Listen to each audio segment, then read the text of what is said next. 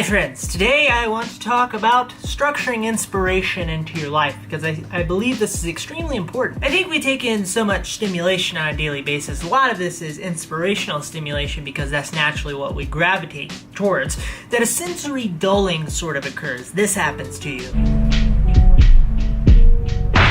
A good example of this is on a daily basis, many of the tasks that I take on involve me listening to something, especially if it's a more monotonous and boring task such as washing the dishes or making dinner. I'm using that as a time to take in information, maybe educate myself, maybe inspire myself. And there's a benefit to that. There's a benefit to sort of a passive listening or watching of content.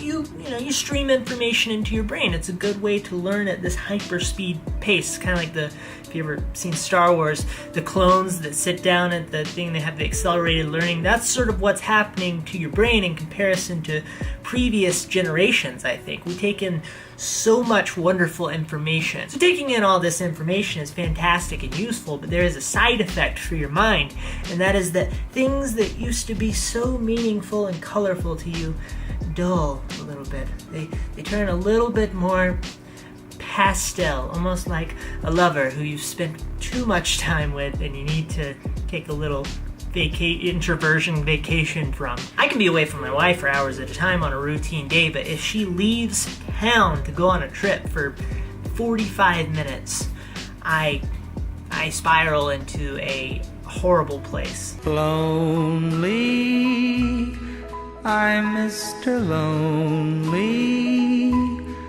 I have nobody for my own. When she returns, my love has blossomed anew, and I recognized the unique hue of the shade of color of her kneecaps. You know? It's a great thing. It's very beautiful. So when you're intentional to step away from something for a certain amount of time, or when you're intentional to step into a specific type of vivid inspiration for a certain amount of time, it revitalizes you. Our greatest inspiration in life tends to come from moments when we step into something that naturally immerses us. For me, I can think of times as a photographer where I'm photographing high energy, really exciting situations for me. A lot of times that may have to do with an emergency. I really enjoy taking photos of emergencies. There's something about the smell of a burning house and family belonging. Moments where you're sort of in a flow state, you're really in a mood, you're really engaged with what's going on before you. This is why people seek out doing things that puts them in a situation where their focus has to be singular. Think of like slacklining, where people will they'll hook a rope up to one side or like a bungee rope type slackline line up to one side of canyon to another side of canyon. They walk across, and it takes a tremendous amount of engagement and focus of the mind, and this is something that we as humans enjoy. There's also been many movies that I've watched where I put down my phone, I'm not doing anything else, I'm engaged with the movie. And a movie theater is an environment specifically designed to create this for you. Enormous screen, lots of sound. For example, Black Hawk Down is one of my favorite movies of all time, and whenever I watch that movie, I get immersed in it. It's just so perfect. They're shooting at us! We'll shoot back! So these things come to you by accident in life, and that's all well and good, but they don't come to you faithfully, accidentally. It's a good idea to structure them into your week, into your day, into your year, into your millennium, into your light year, into your epoch. Because of this, I think it's a fantastic idea to force this inspiration to occur in your life. Set aside time, put it on your calendar to have moments that are deeply immersive for you towards the end goal of inspiring yourself towards creating meaningful work. So I like to split things up into normal inspirations. These are the everyday things that are flowing into your mind at all times. Good, awesome. And special inspirations, time you set aside for inspiration. A good example of something that happened right before I started this video was I came across a documentary about Mount Everest from the perspective of the Sherpas, which are the people who are the mountain guides who lead people up Mount Everest and help them when things go wrong. Sherpas are incredible super people who have an affinity for climbing, and they do this to make money and support their families. This documentary was beautifully thought out, shot, and edited, incredibly dramatic music.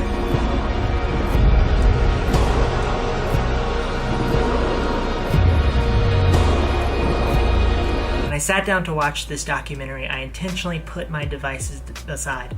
And by put them aside, I mean throw them across the room. My wife still hasn't woken up yet. She's gonna have some head trauma.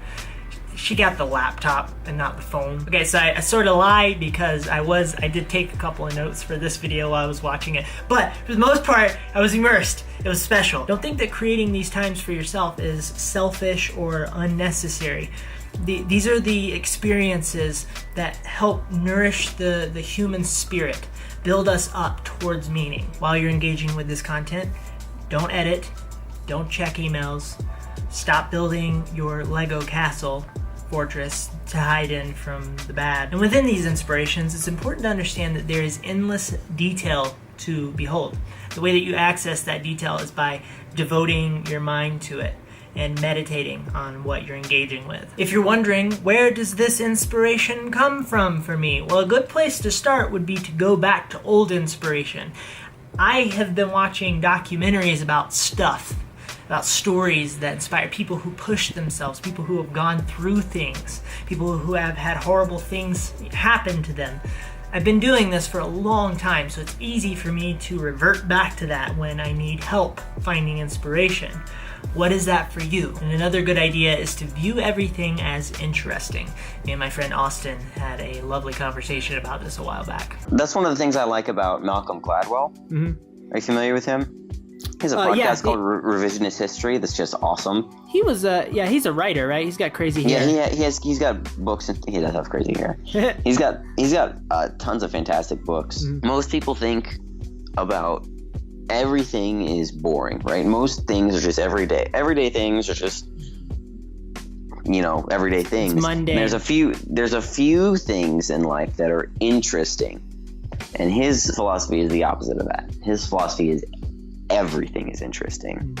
The way this shirt was made is interesting. The way that televisions, transmit information is interesting. And that's how he creates such engaging content, because he finds intrigue in things that you wouldn't think to find intrigue in.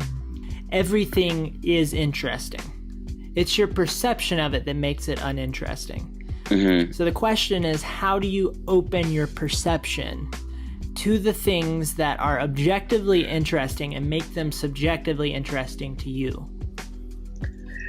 That's a good question. I don't know if I'll ever figure that out.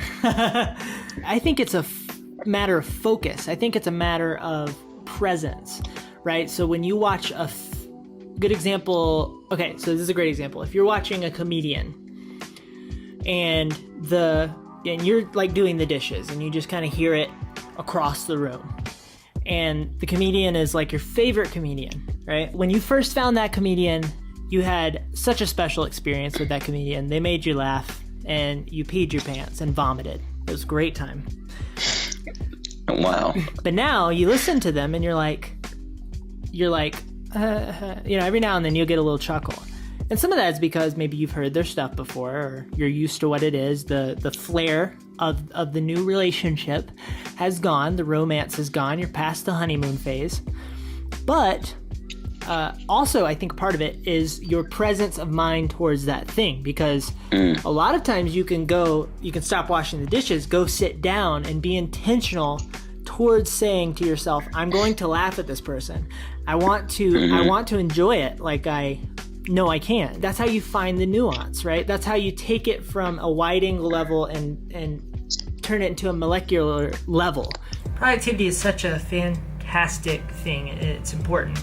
It's just as important as inspiration, but it's not more important than inspiration, in my opinion. The pursuit of productivity, making things, making money, creating opportunity for yourself, this has the tendency to rob us of inspiration if we're not careful. This is why the structure is important. Okay, that's it for this video. I would love to know how you structure your own inspiration. Hope you have a lovely day. Goodbye. Oh, wait! I'm getting a new apartment soon. I'm gonna have a new place to shoot. I'm gonna have a new office. I'm gonna have a new family. I'm just moving in with somebody else, so haven't met them yet. So hopefully that whole thing where you move in with serial killer, that famous movie plot line, doesn't come about for me.